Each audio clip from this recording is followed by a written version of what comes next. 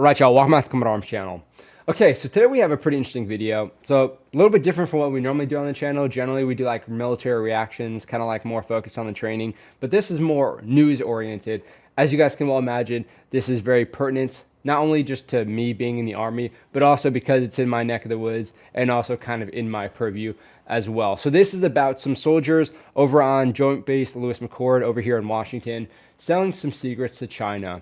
Now, it was just, a couple of years ago where there was a soldier that was arrested for also selling secrets to China. Now, that soldier had a background in military intelligence, so he kind of understood, what to look out for, how to kind of cover his back. But as you can well imagine, there are people all throughout the Army, all throughout the Department of Defense who have privileged access to information.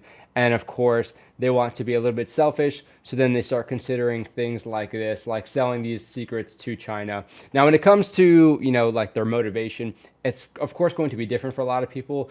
Could be money driven. For a lot of people, it's just ideology. If you support kind of China and the People's Republic of China, you kind of support that ideology, then a lot of people will be more inclined to kind of do it already just for that. But it's not always going to be about money.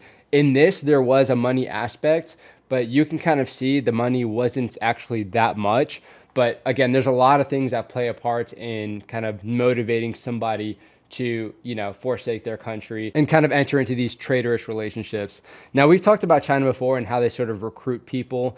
But generally speaking, it's kind of like a quid pro quo. So, hey, we'll ask for a little bit at first and give you something, kind of a little bit more unbalanced for them. And then they'll kind of keep working that and kind of get their feelers in, kind of, sink their teeth into somebody. And then it gets to the point where you have stuff like this, the FBI knocking on your door and you getting arrested. So we're going to be checking out a few things. We have a few videos. So we have the news coverage, and then we actually have the press relief by the FBI special agent in charge. And then we're also going to look a little bit at the indictment. And there's a lot of interesting pictures that go along with all of this, which is pretty funny to see all this stuff kind of released on the news already, especially like the day after they were arrested. So it should be interesting. Let's go ahead and get into it. Two soldiers stationed at JBLM and a former service member are in custody, accused of selling national defense information. Federal prosecutors say one of them sold hard drives to people in China. King 5 Savannah Welch is live at JBLM this morning. Savannah, do we know what kind of information was on these hard drives? Already, a lot of people kind of think, when it comes to any sort of like spying kind of behavior, you could have this information, you could do like a dead drop, you can package it in like a rock and, leave it somewhere, or you can have information and kind of obfuscate it on the internet and kind of transmit stuff that way. But trying to sell hard drives is an interesting one, not only because one, the Army inventories, they're supposed to inventory a lot of this stuff. You have all this property that is inventoried, especially if it's classified, that's going to have kind of more eyes and more attention to making sure that that's inventoried and people understand where that is and where it's going. So for them to kind of mess with something like that is bold because, if somebody is looking for these hard drives, then they're going to start looking around the unit, see who had access to it, and see who might have taken it. But then again, just kind of trying to transport or sell like a physical items makes it so much harder to try and obfuscate anything like that. So yeah, bold move. Didn't pay off. Well, Mimi, according to the indictment, the hard drives contain sensitive information that were marked secret and top secret. Federal prosecutors say back in July of 2024, the JBLM soldier Jiang Zhao, he started negotiating with people in China to sell these hard drives. They say he eventually received $15,000 for them. So $15,000 sounds like, a lot, but you have to think this is the Chinese government and they're trying to get their hands on multiple classified hard drives. I mean, like you can kind of, it's just funny just seeing like the pictures. This is a wild picture. It's just so funny. It's like camera in his office, presumably, while he's taking pictures. I mean, that is very, very damning. When it comes to like an investigator perspective, you see this and you're like, well, okay, yeah, that's interesting. This dude's taking some pictures of probably some stuff, given that it's redacted, that he shouldn't be taking pictures of. He's got his PT belt around him as well, so this is probably like in the morning, like before PT, when everybody's like showering and stuff.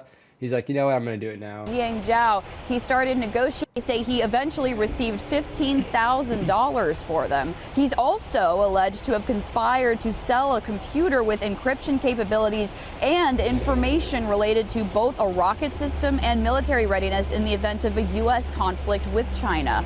Now, in a separate case, JBLM soldier Li Tian is accused of selling information related to weapon systems to a former Army soldier who's also charged. Prosecutors say that this all started back in 2021 and that this continued until last December. Here's what the FBI said about both of these cases. The information that is at risk here is information that identifies the United States military's capabilities, plans and intentions, and could really put us at a severe disadvantage if that were to fall in the wrong hands for an adversary. I mean, not just like, plans and intentions, obviously, that unless it's like really high level stuff, you know, it's dependent on what you're actually trying to sell. But I mean, you're selling the information nonetheless, because you can have grave damage, you can have catastrophic damage, again, dependent on like the classification of the information itself. But the FBI and Army counterintelligence does not care. I mean, if you're selling this information, if you're trying to transport this information to benefit the adversary, you know, that's kind of the nail in the coffin right there. But again, like having the information, having all these hard drives and stuff, trying to transmit all of this, especially information pertaining to like weapon systems, whether it be like, you know, it doesn't necessarily need to be, hey, these are the weapon systems, these are some of the weaknesses. It could just be transporting or transmitting the documents themselves, stuff that is more like not just surface level. Even if it is surface level and you have like the intent, that's still something that can be targeted. But again, if you're just giving these more kind of close hold technical documents and you're trying to transmit all that stuff over, again, it shows the intent is very much there, and it shows that the intent is not in favor of the United States. But we've seen this before, especially Army counterintelligence has seen this before, where you have these people who have this access to kind of more close hold or technical information, because you can have like a technical manual, even if it's not necessarily classified, you can add things to it which will make it classified, or you can just specify certain things like, again, these are the weaknesses, things to target. These are just, again, things that you can use, things that you can look at if you didn't have these documents already, which, you know, obviously China probably has like not just the unclassified stuff, but a lot of the classified stuff already. But again, when you're trying to add stuff to it, just again, being in these units, being in like an artillery unit, like with this specifically, and giving them more of that technical information and adding to it.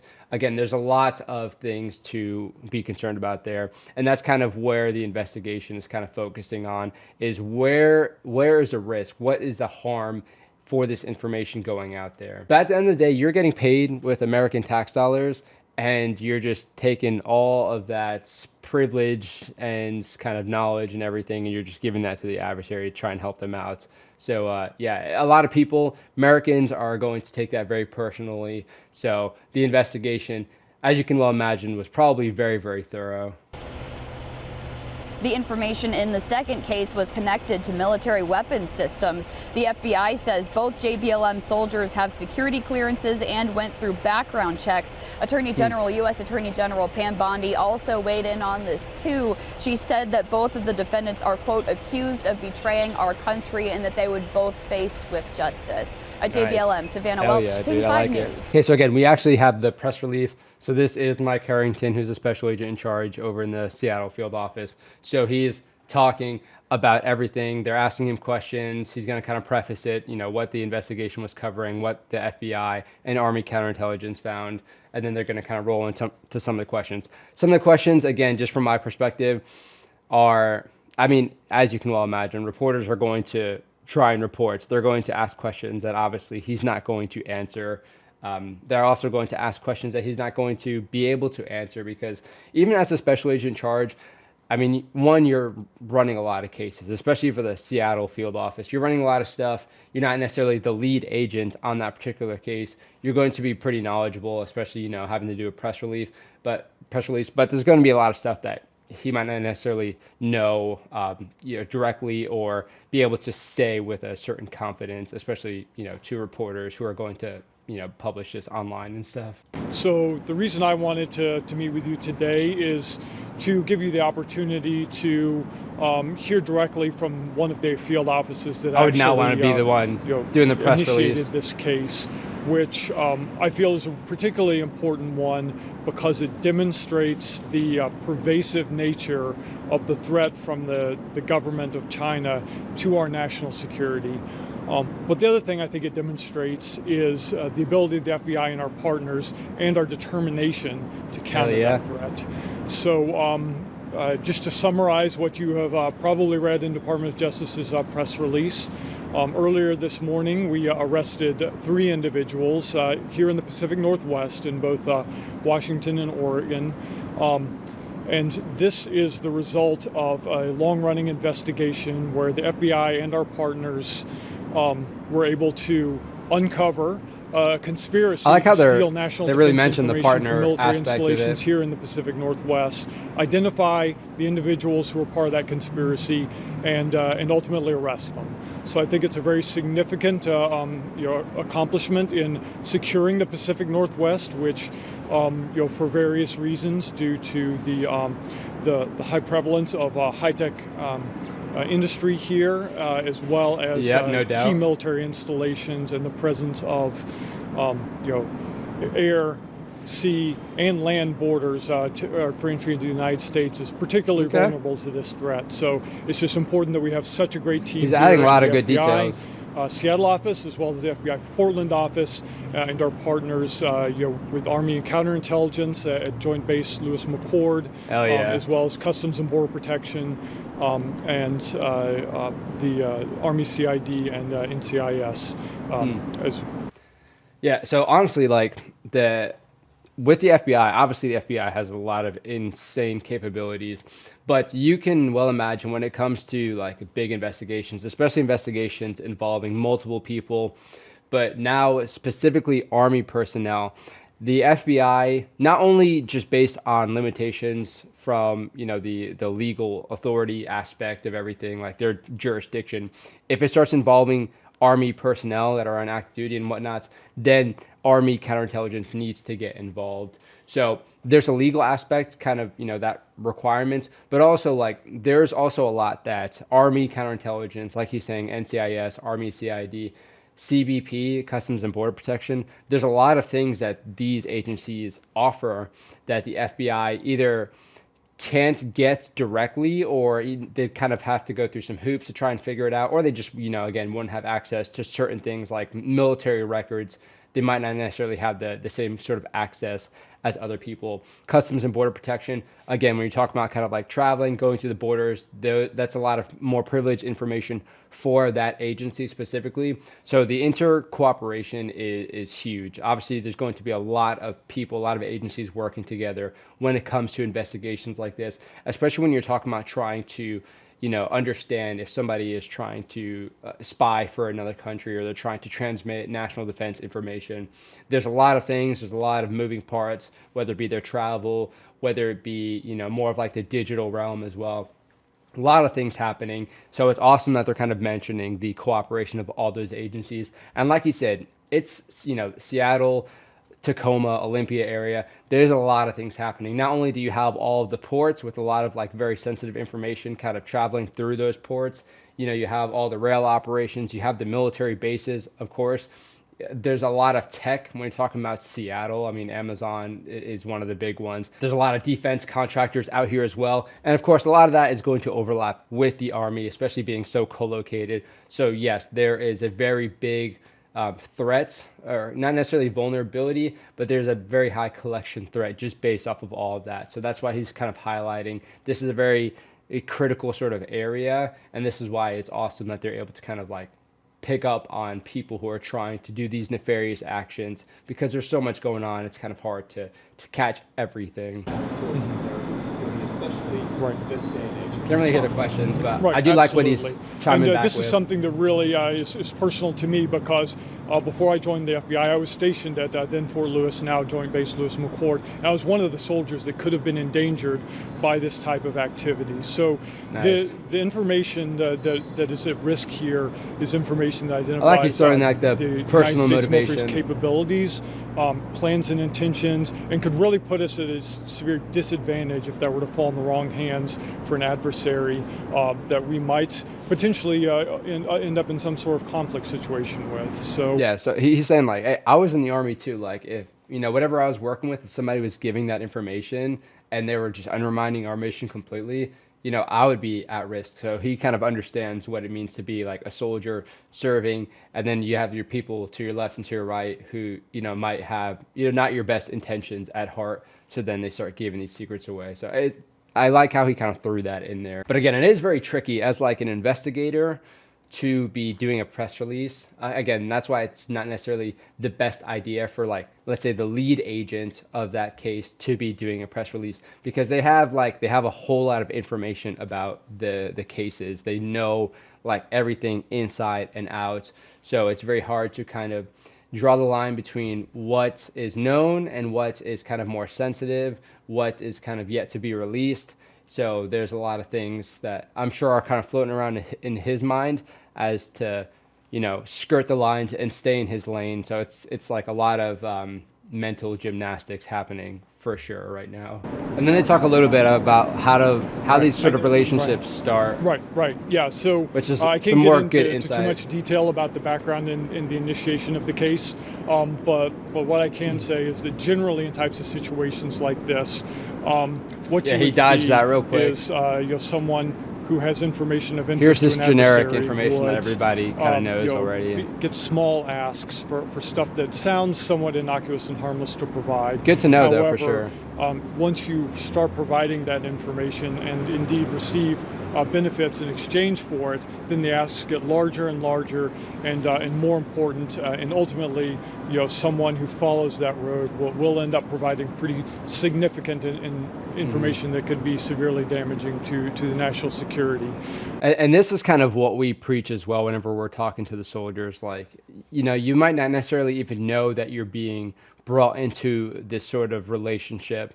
You might not necessarily be able to tell those early indicators, but we're able to basically provide a list saying, hey, if this happens, there's a very good chance that somebody's trying to get you into a relationship like that, whether it be, a honeypot or kind of just somebody reaching out via social media saying, hey, you have a lot of cool information.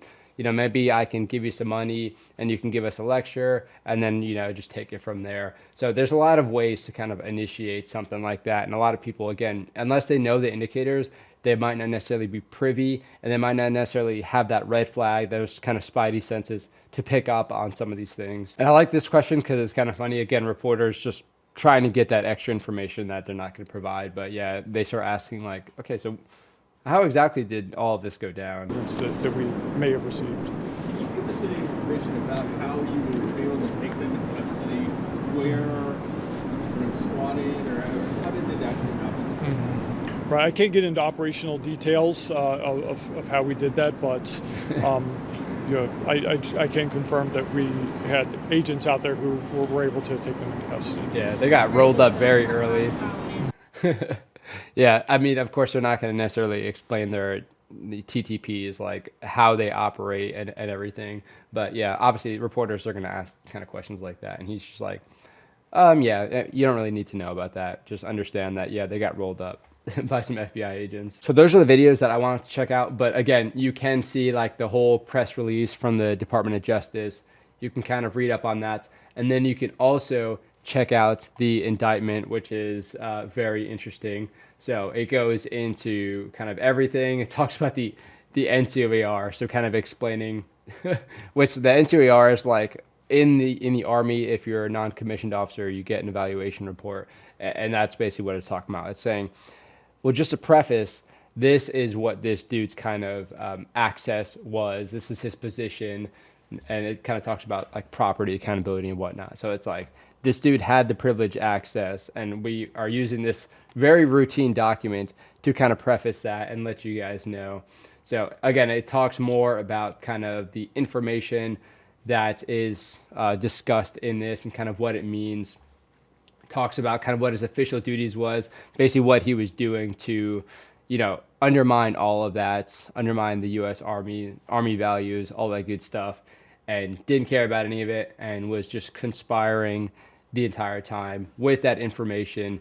And it goes more in depth as to all the counts, kind of the descriptions of the conspiracy. And this is good because you can really see the specifics of like the weapon system. So you can see it starts talking about the HIMARS here. So the high mobility artillery rocket system starts talking about that. It also talks about, like, it has the direct quotes of communications with him and the other conspirators. So, it talks about the money. It's very interesting stuff. I mean, seeing like the quotes already is just like, it's so fascinating to hear the communication of like people who are basically conspiring to transmit this national defense information. So like, computer's screwed, I can't open it, I'll return you the money. It's like, it shows again the intent, but it also just shows like how callous some people are just talking about this. Like it's not even a question. Like it's such an easy thing. I've made up my mind 100%. So you have the pictures of the hard drives. Again, it talks about the money that he's receiving, more of the hard drives, which again, I love how they add the pictures. And I really love, again, that kind of camera picture from the office or whatever. So again, the quotes are really interesting. I recommend if you guys want to kind of like see more in depth as to like how premeditated all this was and how deliberate it was, you can go and look at the indictment and read the actual conversations and stuff. Just very, very fascinating. And again, just kind of goes to show you would never know. There's people here in Washington who were serving with these people, and they just likely, most of them, hopefully, had no idea. Obviously some people might have been maybe a little bit kind of privy to some weird behaviors, but again, you can't have privileged access to all of this stuff like the communications unless you have all the resources like the FBI and Army counterintelligence and all of these agencies trying to get this information. So for somebody who is working with them and they just start reading this, it's like, wow, that is very alarming. And it really kind of, again, opens some people's eyes. Like, this stuff is happening every day.